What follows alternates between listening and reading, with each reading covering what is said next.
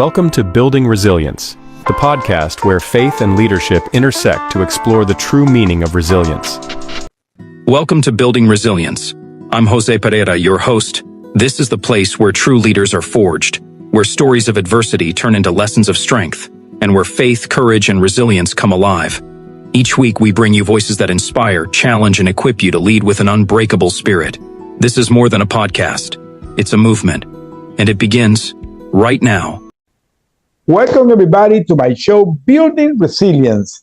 Welcome back to my show. This is a show where we explore stories of courage, creativity, and transformation that lead us to have an unbreakable spirit. I'm your host, Jose Pereira, and today I'm deeply honored because I have a very special guest. Her name is Lori Osborne. She is the founder of the BizBolster Web Solutions and is the visionary behind the Authority Blueprint and the Authority platforms. We're going to be talking about both. She has more than 25 years immersed in technology and nearly a decade shaping her small business. Lori has become a trusted brand strategist and as a well-known web designer that helps thought leaders build visible, client-attracting authority online. So we're going to be talking about her. But she has, not only that, she has an incredible story of resilience. Because 10 years ago, she had a benign brain tumor and had a diagnosis in 2015 that resulted in a brain bleed. We're going to be talking about that and headed to a partial blindness. And she began to have, chronic headaches that she will talk about how she has been transforming all these situations.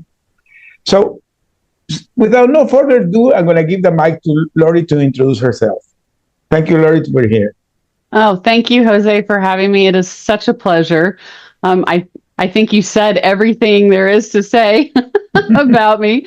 I do specialize in helping thought leaders to show up online as the true experts they are. That's my passion. I really just want to make sure that those of us that really know what we're doing and but don't necessarily know how to share it, that I can help and help those folks actually be the experts and be found as the experts.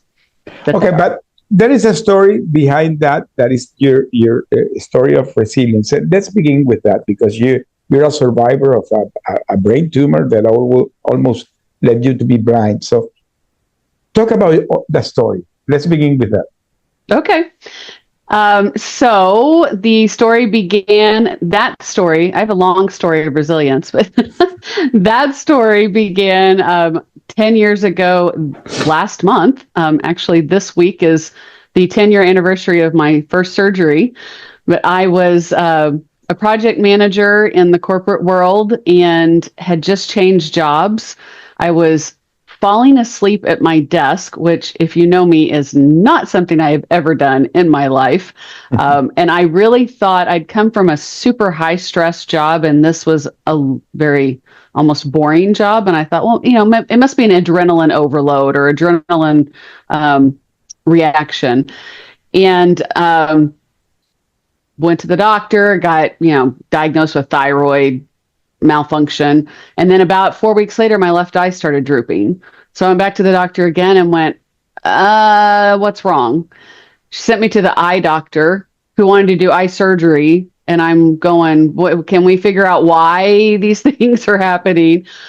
So long story short, I ended up with an MRI. They said, 1, you have a brain tumor. Wow. 2, you had a stroke at least 6 months ago. And 3, we can't remove the tumor because it is part of your carotid artery, but it is sitting on your pituitary and on your optical nerve. So we'd like to go in and get it at least off your optical nerve.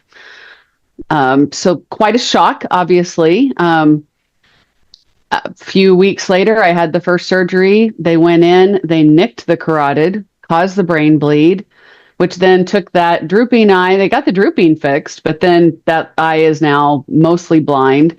I lived with a year and a half of double vision. I had always battled chronic headaches, but they'd actually gone away. Now they're back. I could not imagine going back to the corporate world because there's something happens when they mess with your brain. Things just happen. My stress, I could not handle stress. I was very overloaded. I also immediately went into menopause. So imagine that. I spent about a year and a half recovering and going, okay, if I can't work again, what can I do? Because I am not one to just sit around and do nothing and, watch TV all day. As a matter of fact, a TV was not even allowed during the day during my entire recovery. I did anything but watch TV. And I started dabbling, and I decided to build a website on Squarespace. I called it Health Nut Like Grandma because my grandmother and mother had died of cancer at 63, both at 63. So I had just lost my mother a year before this happened. And I decided to build this website to just share the story and educate people more on cancer and meningiomas because they are the most common form of brain tumor. And when I did that, I went, why have I not been building websites my entire career? How did I miss that this is my you did it calling? The first time, that time, that was your first webpage? Yes. Oh, wow. Yes. I had, I'd been software testing websites. I'd been given insights on websites. I've done everything in technology except code, and I had never touched a website. And I didn't even realize that there was this easy way to do it now, out there. But I also realized just because it's easy doesn't mean everybody can do it or is comfortable doing it. So then that's when I realized, I bet there are small businesses out there that would like an easy platform, but don't want to do it themselves. And my business was then born. And I would say not just my business, but my purpose. Like I finally found what gets me up in the morning. And the way I know in my heart of hearts that this is my calling, I never have a headache when I'm building a website. Wow. Incredible. So you love what you do. I absolutely. I look forward to it every morning.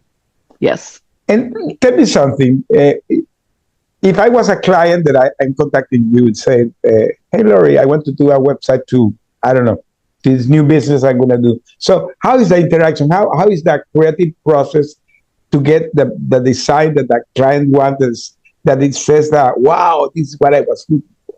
So, that wow effect. Yes. How you got that? Well, the thing I realized, so I've been doing this 10 years, and the thing I realized about a year and a half ago was I am also a branding strategist. I didn't even think about it that way, but for the entire time I've been doing this, I've been building customized on-brand websites. So when I'm talking to someone, the first thing that I do is nail down their brand, which is looks, the colors and the fonts and all of that, but it's so much deeper. It starts with their why. It starts with their vision, and we move into their communication style, what makes them different, and then we really dig into their ideal client, which then tells us what the problems are that they're solving. And sometimes the hardest part is actually getting someone to nail down the ideal client. But that's great because you're putting the client to think the business they want. So you're not only building a website, you're building a strategy for them for their business. Oh wow. Yes. And we come out of that with a custom GPT that I build so that they can use that for their marketing. And then I use that when I'm building their website. So they never have to provide content because I have built this GPT to speak in their voice in the way that they speak. And if they have writing examples, I have them send me as many as they have. And I build that into the GPT. So it really gets to know how they talk and how they speak. And then, but we really have to nail down that ideal client because the GPT doesn't know how to solve your client's problems if you're trying to solve everybody's problems. You had to try to nail down as much as possible. Yes. So that's incredible what you're saying. And to the audience that's hearing this, I love that because this is one of the biggest mistakes that people does when they're creating any business. when you ask them what you do, I'll solve problem to the humanity. Oh, that looks great, but you're not going to be solving nothing. Right. So you need to understand that one person, one niche, one small thing that you name it. This is your business. Yes, this is your business. Absolutely.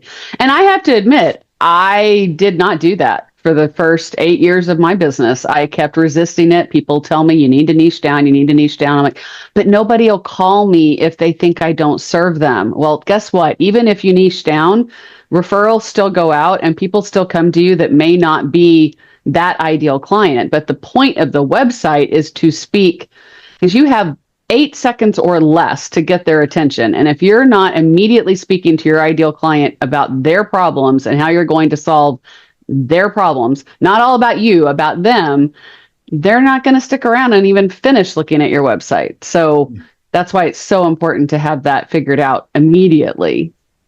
So you create when you're creating the web page, you try to attract the attention in the first 10 seconds. How you do that? It starts with that hero section. That's that first section that shows up on a desktop. That's kind of where it started. That's it immediately right there. So the very first thing I'm doing is we're either going to have a video or text that says what you do, who you serve, and the problem that you solve. And ideally a why in there that indicates the passion behind it as well, because that's, people don't buy on logic, people buy on emotion. Oh, yeah, and they buy with who they align with. And if they can sense your passion and your purpose and they align with it, the chances of them moving forward are much higher than if you're just being generic and say, I help anyone solve any problem. Yeah. I see behind you the Authority Amplifier, and that's exactly what you are talking about. That you're amplifying the authority, and I see also the hard times. So that's talking about who you are. So let's deep dive a little bit more, because you created two business. Talk to me about the two business that you created. What is one about and what's the other about? Okay. So they're really just elements within my business. The Authority Blueprint is what I was just describing, where I go through the brand practice of really clarifying that brand and the ideal client. And that is part of my website project or process, but it is also a separate piece that I can do with anybody at any time. So you handle both separate? Yep, they're together and separate. Okay. So the Authority Blueprint is mandatory for my website clients. But, for anybody that just goes, I really don't feel like I have clarity on my brand or my ideal client, or I really, really want that custom GPT because I want ChatGPT to be able to write better for me, then that's that product. And then the Authority Platform, what I'm really saying to people these days is websites are not the answer by themselves. The Authority Platform is what we need, because just having a website sitting there, number one, people have to find it. And then there are so many more steps to it. People always say, I want a converting website. Well, if you are selling a package or anything that's $100 or more, your website probably isn't going to immediately convert. They're not going to buy a $10,000 package by clicking through your website. So the point of your website is to introduce yourself and your services, but really to build the relationship. So the Authority Platform is bigger than the website. It's looking at making sure there's a good opt-in, making sure there's a funnel built with that opt-in so that you can start your email communication and follow-ups with the client, and then the calendar options and the rest of the picture of truly what we need to be seen and to continue building that relationship to get to the point of converting folks to being a client. So the webpage really is like an introduction, really. Yeah. It's one piece of the puzzle. So people say that, no, I don't need a webpage because I have a funnel. what do you think about this concept? How a funnel can be integrated, it can be part of it, or a landing page. Somebody said, I have only a landing page. So talk a little bit about that. I hear that so often, often. And I hear it from very successful coaches. And I honestly, I cringe every time I hear it, because the piece that's missing in that statement is the landing page only works if you're getting visibility to get to the landing page. So if you're in charge of a summit, or you are part of a summit, or you are active on YouTube, or you have a TV channel, or you have other ways of being visible, those are your ways that you're driving people to that landing page. Your landing page just sitting there all by itself is not going to do the job. And if someone is looking for you, like let's say we're in a networking meeting and we meet, and you type in my name, what good is a landing page? A landing page is a sales opportunity. It's a promotion. It is one specific thing that you are promoting. It is not going to tell that person anything about you or your business, your values, your why, your all the reasons to develop a relationship. That's the point of the website. The landing page is a piece of the website and a piece of the funnel that is necessary. Absolutely, 100% necessary, but it is not the end all be all for that visibility. And another thing now that we're talking about web page, because to tell you the truth, I'm not a tech savvy, but I have tried to understand. I have my own web page, and I keep receiving people coming to me. Hey, I can do the SEO to you. I can do this. I can do that, and it gets you like crazy. By the way, there is a tool that I don't know, to tell you the truth, how it got to me. I don't know if you have heard that. It's DIB, DIIB. Have you heard about it? I have not. Okay, well, let me tell you. Okay, try it, because it came to me, to tell you the truth. I'm not going to do a promo here, okay? But it came to me, I don't know how. But when I began to look at it, it looks amazing, the amount of information that it gives to you about your website. So it's like an analytic tool. And I began to check it. And I begin to learn things that, to tell you the truth, I was not aware about that. Things like that, about the backlinks, the importance of the backlinks. Yes. Now that I understand the importance of that, I'm more conscious about that. This morning, for example, I received, because it gives me always like advice. It was giving me an advice that they found that my name is very searchable now, I believe, because I became more visible. And then they told me, hey, if you do in your meta description towards your name, put these keywords and it will help you in the rank. I did it this morning because I have a good I love it. So I said, I went to my GPT, checked, and he said, yeah, it's okay. Okay. And I did it. It took me 1 minute. Yes. And I'm gonna wait, but they were telling me that if I do that, that can improve 2 or 3 ranks my web. So why not doing it? So for me, it has been like a discovery. So tell me more about that, because it's fascinating. For me, that I'm not an expert. It's fascinating knowing that doing those small tweaks, you can improve in your authority. Absolutely. Talk a little bit about that. Yes. And it's funny because, people hear SEO or search engine optimization, and it's a big thing, a big confusing thing. But, when I build a website, I always say I build it SEO ready. And that's exactly what I'm doing is I'm looking at that metadata and I'm using that custom GPT, and every page, the metadata is what shows up on Google or your search engine. So when, it's that first text that shows up, and it needs to be unique and dead on. It's like, it shouldn't be homepage, about page, speaker page. It should be compelling, and then have a section that is compelling with keywords in it. And then Google is going to use that for helping the search part. Now, there are additional pieces to this. Things like Google Search Console is what tells Google what's in the back end of your website. Like there's other things you can do to help that. But yes, that metadata and building your site to be SEO friendly. Even though we're in this world of AI and there's this perception that SEO is dead because we have AI. No, AI is just helping along and finding it and helping us improve things. So it's even more important that we're doing the basics for the website to be found in the first place. Like that hasn't died. It's just there's different techniques, and there are so many tools out there. I'm definitely going to look that one up. I love that it gives you recommendations like that. That's let awesome. me tell you, I'm not an expert, but I saw it very, very helpful because it gives you a lot of data, and it describes not only tells you what you have to do, it describes you how to do. It's very friendly. The tool. I'm honest. I don't know how it came to me. I don't know how it came to me, but I'm now using it.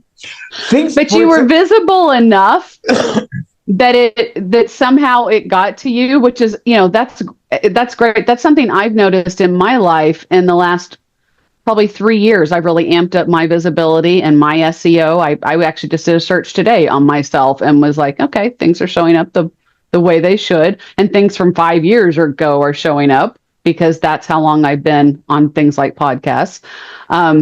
But as you improve your visibility, more things do come to you and are, I get daily emails. I see you online. I want to sell you this. I see you online. Yeah. I want to sell you this. Yeah. But it wasn't like that for me 5 years ago because I hadn't built that visibility. So, maybe that's the downside to it, but that also confirms for me that what I'm doing is working. People are finding me and seeing me. And when a tool comes to you and goes, I want to help you with your visibility, I would take that as a kudo that you're doing the right things. Another thing, for example, that for me, to tell you the truth, as I say, I'm not a tech savvy. Yeah. I didn't know that when you put the image, the photos on your webpage, you had to describe. And I didn't know because I don't know why I thought that AI could identify the photos. And it's not that. You have to describe what it says, and people doesn't know about that. So you had to take the time to put the description of photo by photo if you really want to be shown. Talk a little bit about that, because this is something that will be interesting to the people that doesn't know about this. So that's called alt text. And the other thing to keep in mind, that is part of accessibility, and accessibility and SEO really are hand in hand. And when I say accessibility, that is what makes your website available for use to the disabled. So if someone's blind or can't hear, and I say hear because of videos, if they have issues that allow, that they can't view your website properly, their tools read that information. So if you have a picture and it doesn't say what it is, their tool is like, I have no idea what to tell you. They're trying to say, which is a great opportunity to really say with keywords what it is to that person that's using the tools. Correct. And it also helps in the search engine optimization, because behind the scenes, Google is looking at the same thing. And I'll tell you, if you research what you need to do for accessibility, if your site is accessible, it is automatically going to be more SEO friendly, because it's following the rules. Like another great rule that I see broken every day is headers within websites. We are supposed to follow the table of contents type of approach in building websites. One heading 1 per page describing what that page is, and then heading 2s for each section, heading 3s for each subsection, which makes sense when you are blind and a tool is reading it to you. It needs to be able to tell you what those sections are. Google's looking at the same thing. What is that heading 1? And if you have multiple heading 1s, then your website is not, your page is not accomplishing what it needs to accomplish.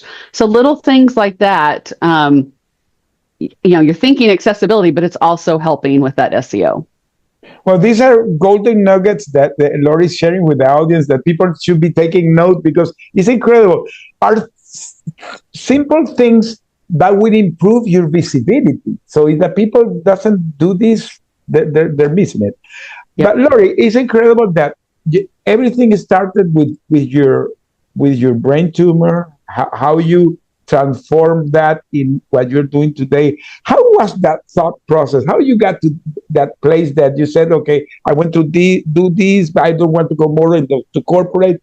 I do want to begin my business, and now you're here with your business. How was that thought process in you? Because not everybody has that thought process. That's true. Well, so I think it would say I started with, I've always wanted to be self-employed. I was born with it. My father, I actually did not know my father growing up. I didn't find him until I was 23. So I grew up with a mother who was my opposite. She was quiet and very passive, wanted to do the same job her entire life, wanted to be an accounting clerk her entire life. Mm-hmm. And I was the complete opposite. And when I met my dad at 23, I went, oh, that's why I am the way I am. And I did have a business previously and changed complete direction in my life. So the idea of being self-employed and having a business was a no-brainer to me. It was more of, am I capable, and what can I do that would serve my passion?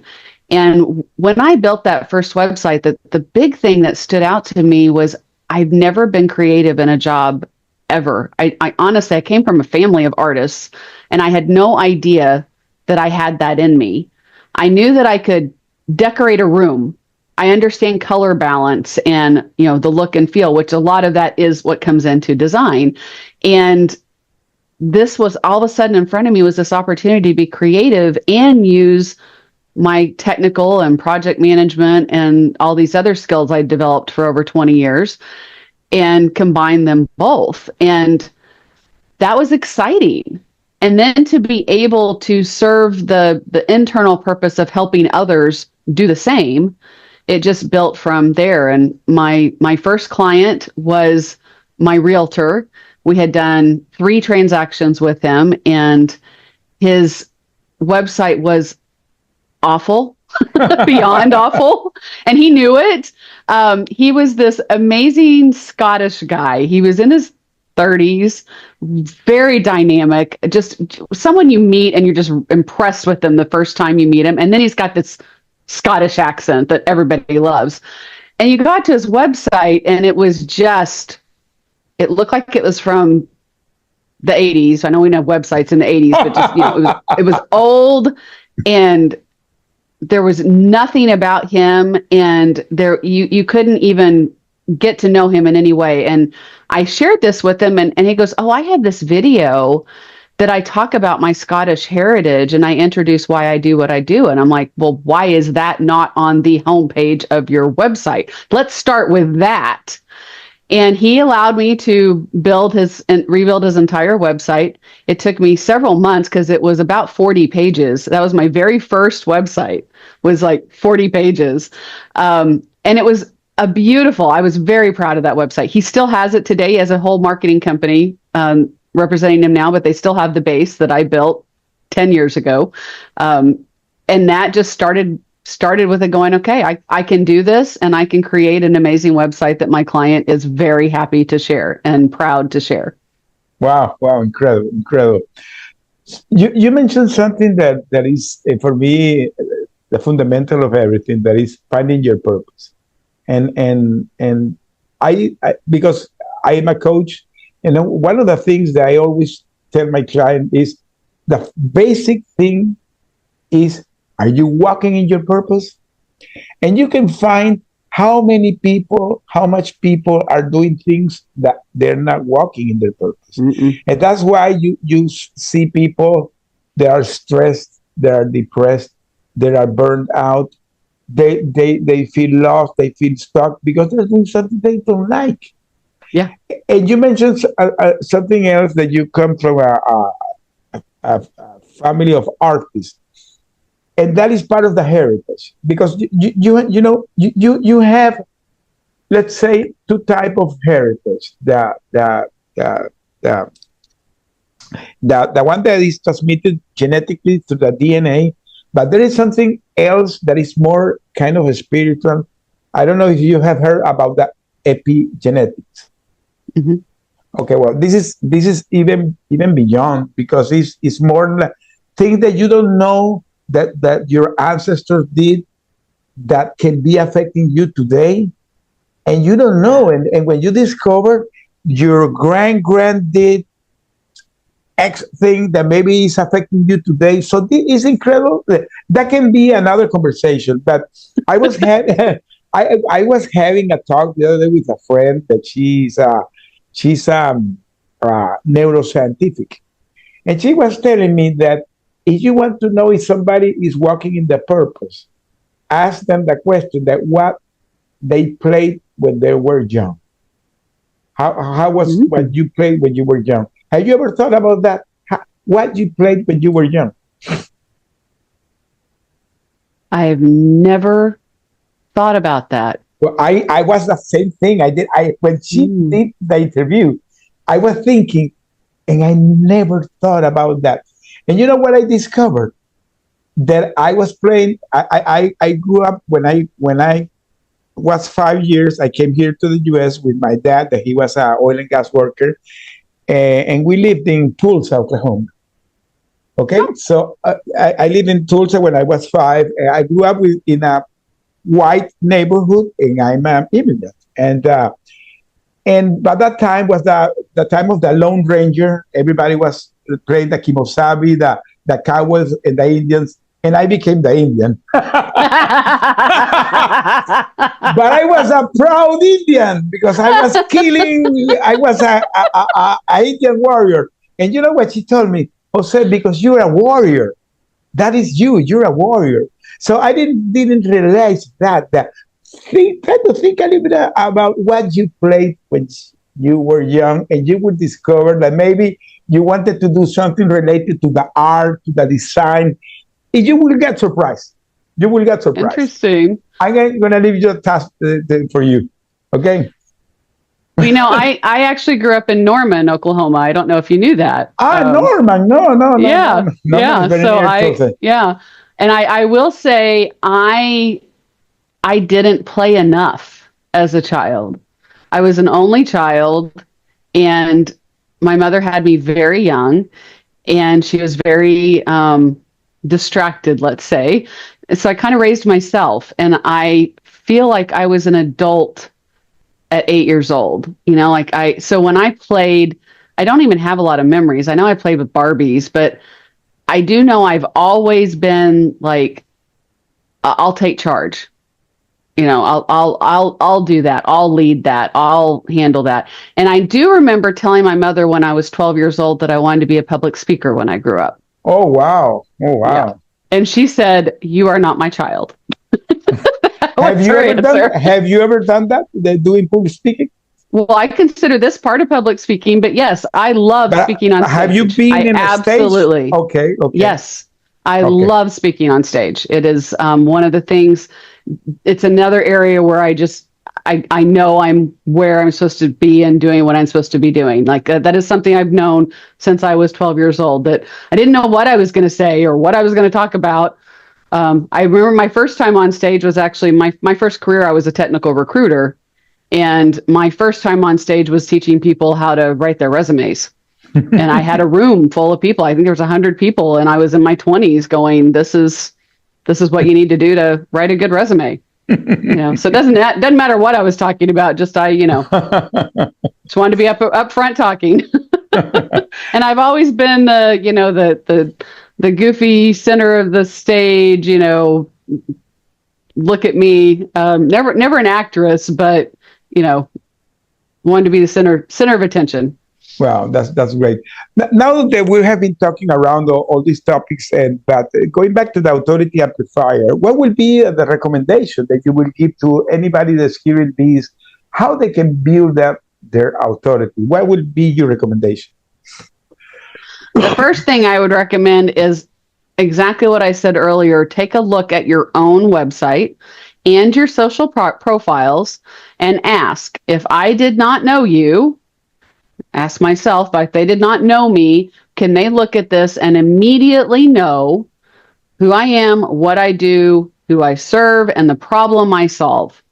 And that who I am was the least important of what I just said. What you do, who you serve, and the problem that you solve. Because the person on the other end is thinking, what's in this for me? Mm-hmm. They don't care if you have 100 initials after the end of your name. Mm-hmm. They don't care. I mean, they will care later about your authority in terms of how you serve and how you got to where you serve. But right now, they have a problem and they want to know if you can solve it. So that's the very first thing is that obvious in your LinkedIn profile, your website, your Facebook profile, anywhere you can be found? Is that clear front and center? And then beyond that, I would say do a Google search on yourself. See how you show up.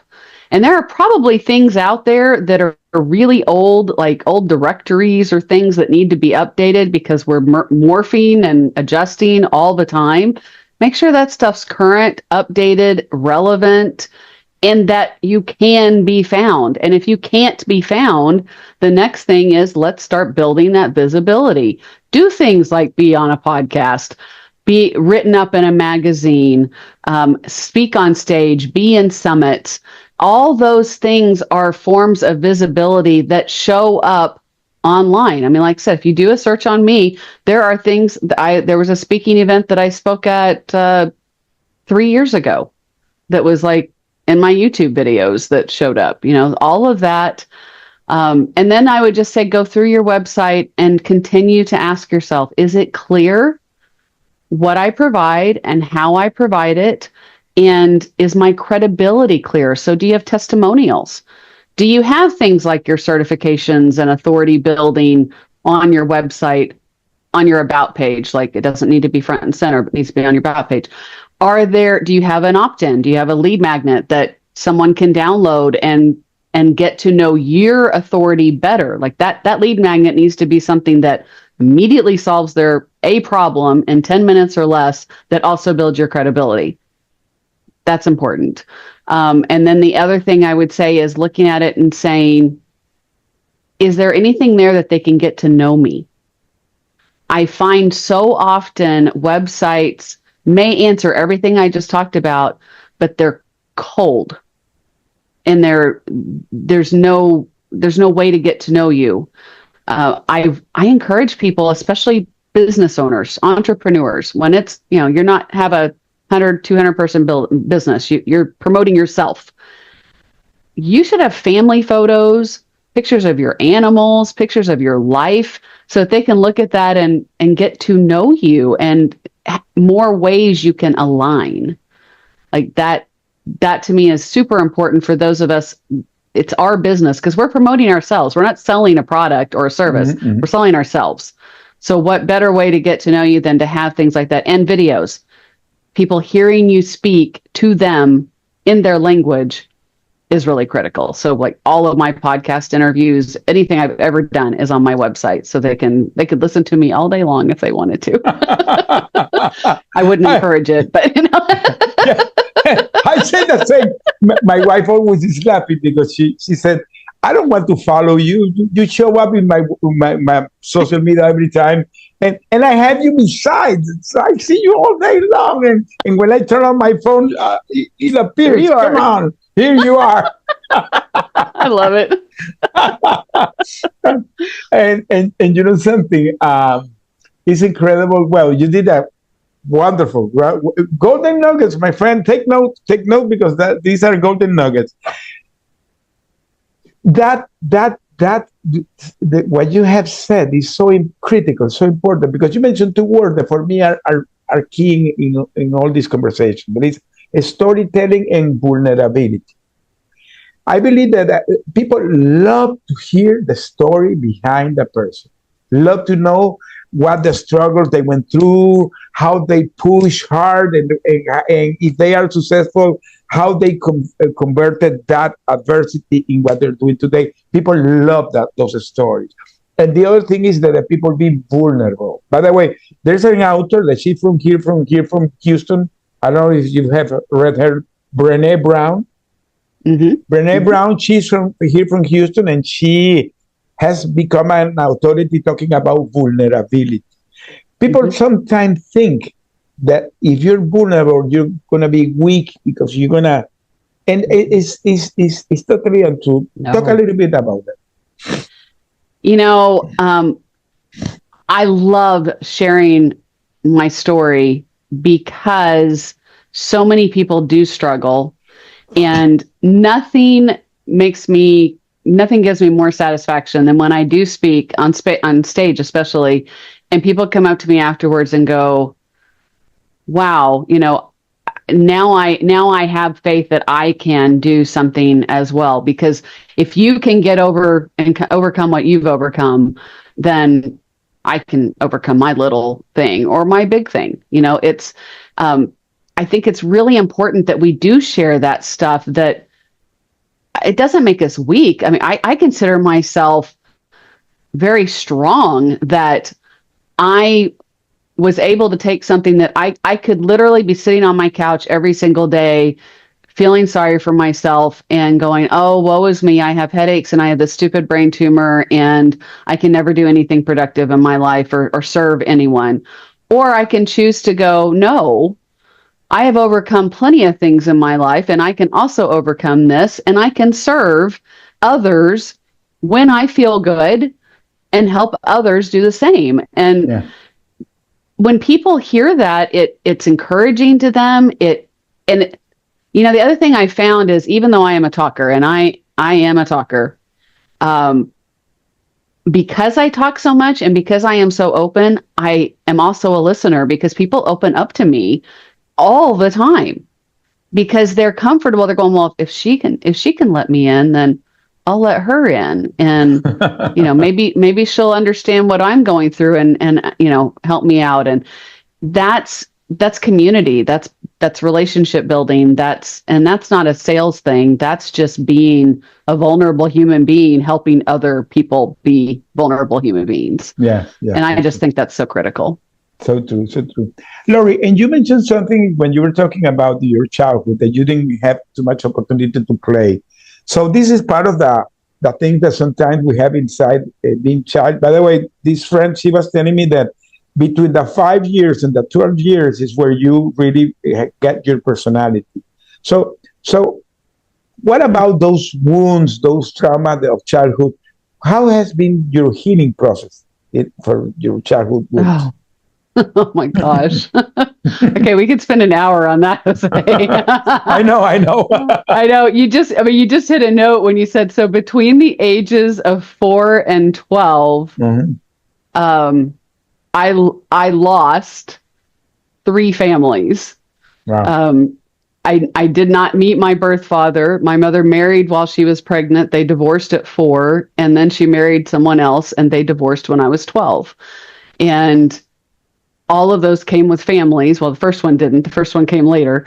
So I had a lot of abandonment issues, because the other problem in all of that is my mother didn't sit down with me at any point. You know, she was 19 when she had me. She didn't sit down with me at any point and go, Lori, I hope you understand that none of this is about you.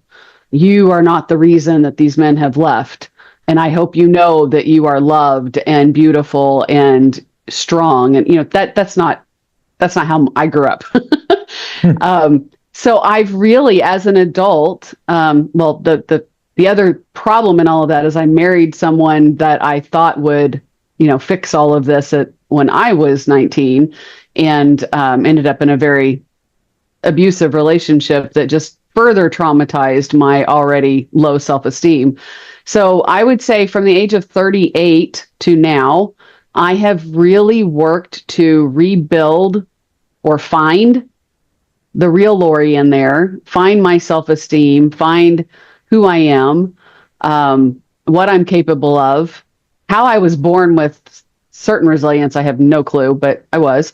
And I've had a lot of therapy, and I've had a lot of coaching and a lot of self-observation. And I've also found an amazing husband that loves me exactly the way I am and doesn't think he has to fix me at every turn, and actually gets upset with me if I say anything negative about myself. So it's, but it's constant. You're never fully there. There's always room for finding more and developing more and growing more. And I look forward to that every day. Like I love learning more about myself and what I'm capable of, and what I just realized 2 years ago that I have ADHD. I never knew I had ADHD. So I literally sought out a therapist to help me understand my ADHD. And every time I go, I learn something new that I go, oh, that's why I do that. Oh, and then she tells me how to modify that to not, because we tend to, as ADHDers, we tend to be very hard on ourselves. I did not know that that was something that just is natural in my brain, because we feel a little off. So we're looking for normal. And I don't have to look for normal. I'm fine. I'm fine just the way I am. It is you, yeah. Yeah, but it took me a long, long time to realize that. But it's a journey, and we have to look at it as a journey. So now that you have discovered all this in yourself, and you have been going through this process, do you think you have been healing that inner child that you have there, or you're still in that process? Yes. Yes. We still have regular conversations, me and her. And my little talker on my shoulder, her name is Matilda. We have conversations a lot as well. Matilda's a nice name. Yes, Matilda likes to, tell me I can't do things or don't change, or, she's the fear mogul. I don't know what I'm trying to say. Forget it. But yeah, I mean, I'm learning that, I still push away people or situations out of fear of abandonment. And the more I realize that, I mean, the more I can stand up for myself and be confident and live in it, and realize people aren't going to leave just because I'm honest or confident, but you have to learn that. Yeah. And you start having evidence to the opposite of what you've been thinking all these years. Like, you have to build that evidence of, oh, look, I stood up for myself and they didn't leave. I guess I can do that again.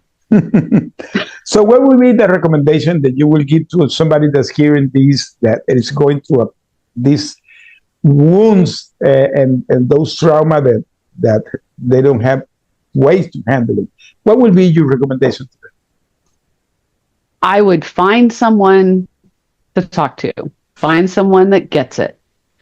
Because holding it in, I 100% fully believe that my mother and grandmother died at 63 of cancer because they held everything in. They did not talk about their issues. They did not deal with their issues. They internalized everything. They had ulcers. That causes inflammation and all kinds of issues in your system. It's so important that you find somebody, even if it's just a friend, but ideally a coach or a counselor or someone that can help you work through it, that has some clue how to get to the right answers at the end. Yeah. But don't just sit in it by yourself and internalize it without addressing it. Yeah. Because it's so much happier on the other side once you've recognized, 4-year-old Lori didn't make the first dad leave, and it's sad that it took me till 50-year-old Lori to realize that, but what a difference it makes. Yeah, great advice. Never do things alone. And there is another thing that I will add to that, is that forgiveness. What do you think about the forgiveness? Wow. Yeah. I just had an NLP session not too long ago where I realized I had been angry with my mother for something that happened when I was 2 years old. And what I got out of that was my mom probably felt guilty about that for the last 50 years of her life, but she didn't talk about it. Mm-hmm. We didn't talk about it. And it was such a relief to let that go. And to find that forgiveness, because, that holding on to something for 53 years is not healthy. And if we can take the time, the things that we're angry about that we need to forgive others for, if we think about it, no one is ever trying to hurt us. 9 times now, there are some bad people out there, but most of the time when people are hurting us, they're reacting to their own trauma and their own issues and their own way of dealing with things that they haven't worked out. They don't wake up in the morning and go, I want that person to feel like crap today. It's just their way of dealing with their stuff. And when we can get to that point and go, okay, I forgive what they've done, and realize that, I had to do with that with my first husband. I had to let that go and go, you realize he has his own issues. He had a horrible childhood. He has a lot of problems that need to be fixed, or who knows now. I haven't been with him for years, but when we were together, he did not know how to deal with things and chose his way. And forgiveness is, it's for us, not for them. That's the important thing. Good. It's for us. Well, we're coming almost to the end. So in the last minute, how the people can find you, and what one last word to the audience that you will tell them to close this program, how they can find you.